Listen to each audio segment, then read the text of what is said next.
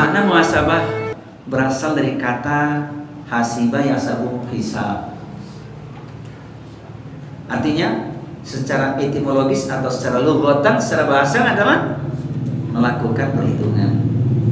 Pernah dengar kalimatnya ya kan? Hasibu anfusakum qabla an tuhasabu. Ungkapan seorang sahabat Umar bin Khattab. Dalam terminologinya secara syar'i atau definisinya adalah pengertian muhasabah adalah sebuah upaya evaluasi diri, introspeksi terhadap kebaikan dan keburukan dalam semua aspeknya. Jadi ketika kita akan melakukan ini baik atau buruk dan seterusnya, itu yang dikatakan secara syar'i melakukan muhasabah. Maka orang yang muhasabah kalau dia lakukan dengan sungguh-sungguh pasti banyak keutamaan. Pertanyaannya sederhana, mengapa kita bermuhasabah? Jawabannya karena ingin jadi lebih baik. Itu diantaranya ya. Tapi kalau kita buka pesan Al-Quran, ternyata muhasabah itu perintah Allah. Muhasabah itu perintah Allah. Ayatnya sangat familiar, populer, tidak asing lagi. Ayat ini sering dibaca oleh para imam.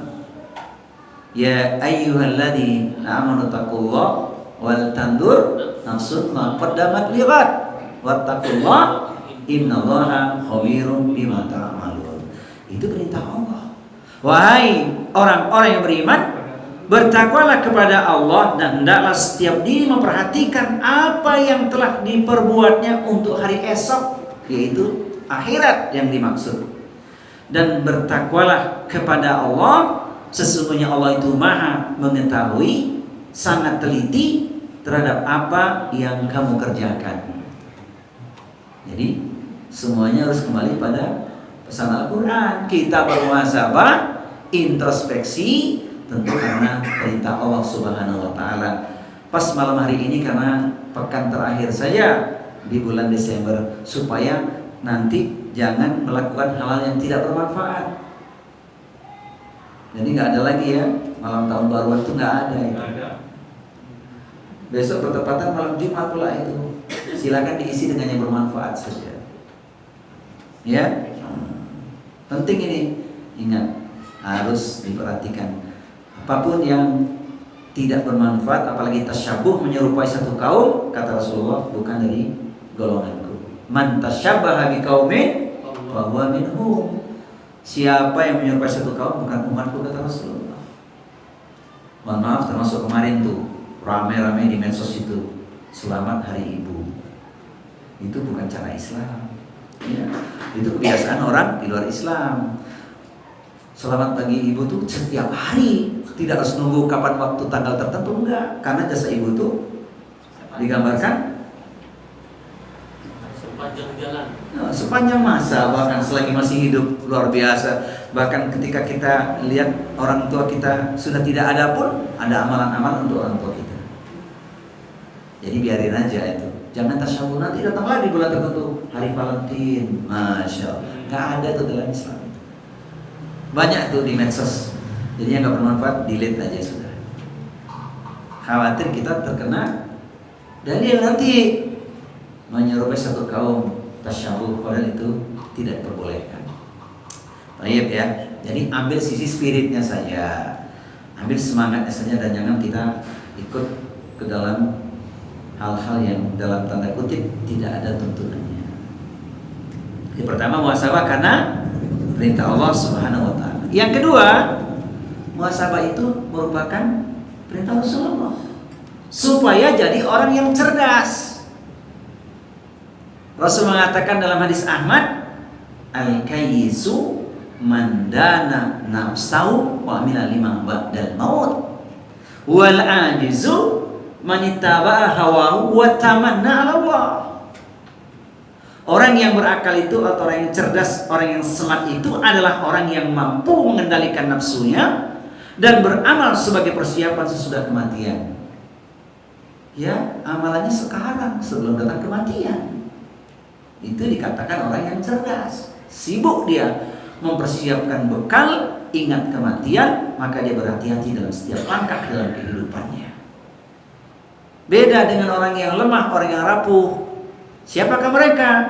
Orang yang lemah itu adalah orang yang mengikuti hawa nafsu, lalu berangan-angan kepada Allah bahwa dia Allah akan mengampuni dosanya. Hidupnya cuma dengan angan-angan saja. Ustaz kan husnudzon, Allah Maha Pengampun. Tidak cukup dengan itu, harus ada langkahnya. Jadi tujuan bermuhasabah itu sangat banyak. Malam hari ini, Bapak Ibu sekalian, perindu surga pecinta ilmu, saya ingin mengerucutkan saja kita bermuhasabah dalam dua hal ya malam hari ini. Semoga waktu kita cukup ya, kita sesuaikan. Muhasabah itu banyak sekali, ingin diperinci banyak sekali, tapi dua hal saja. Yaitu pertama, muhasabah terhadap diri sendiri. Sering ada ungkapan gajah di pelupuk mata tak kelihatan, namun kuman di seberang lautan jelas nampak kelihatan. Kata Bang Haji, keterlaluan. Nah itu dia. Jadi kalau kita introspeksi, berhitung-hitung, kita ingat-ingat apa yang sudah kita buat, gitu ya, ternyata kita jadi tahu akan kelemahan diri kita. Memang manusia ini nggak ada yang sempurna. Oleh karena itu jangan sibuk melihat aib orang lain, nggak ada untungnya. Salah satu indahnya ajaran Islam itu adalah kita tidak boleh membicarakan aib orang lain, apalagi kalau dia sudah tiada. La tasubul amwat, jangan kau mencaci, engkau mencela orang yang telah tiada. Enggak boleh. Kecuali aib seseorang yang bisa membawa dampak buruk bagi lingkungan. Bukan kita cari aibnya, tapi menyelesaikan persoalannya. Itu lain. Sebab kalau dibiarkan sebuah kemungkaran, dampaknya akan meluas. Itu yang ditakutkan. Nah, dengan bermuhasabah maka setiap muslim akan mengetahui kelemahan serta sadar akan aib yang dimilikinya, aib buruk yang dimilikinya. Sibuk dia memperbaiki dirinya, baik itu amalan, ibadah maupun hal-hal lainnya dalam kehidupan duniawi ini. Ya itulah hidup di dunia ini, banyak yang mesti dilakukan. Tujuannya satu sebenarnya, ingin bahagia di dunia, ingin bahagia di akhirat. Sebagaimana doa yang tak asing lagi itu penutup semua permohonan, Rabbana atina fid dunya hasanah wa fil akhirati hasanah wa qina adzabannar. Ini ringkasnya yang pertama. Kemudian yang kedua, dengan muhasabah mengetahui hak dan kewajiban. Sering kita ini lupa antara hak dan kewajiban.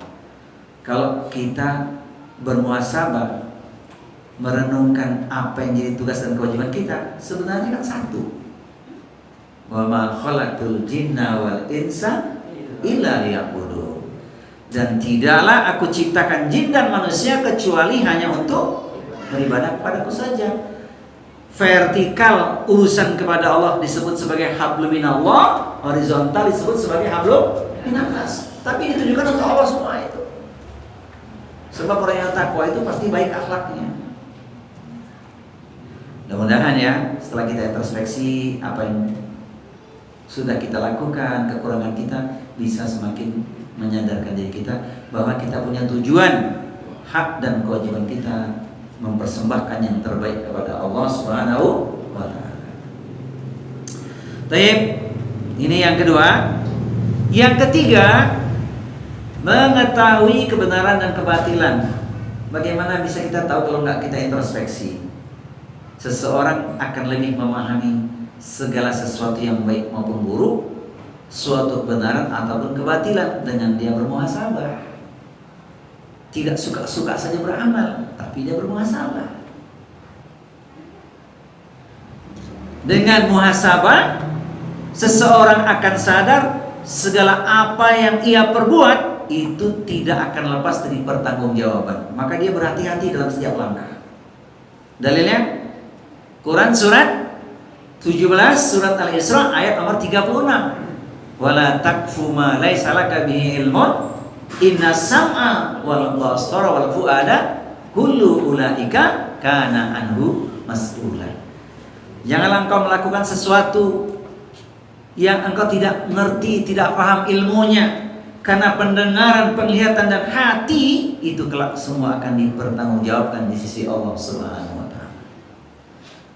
Jadi kita harus sadar kebenaran dan kebatilan setelah kita introspeksi. فحياتي قبل الحلقات تيه بضياع بشتاتي من دون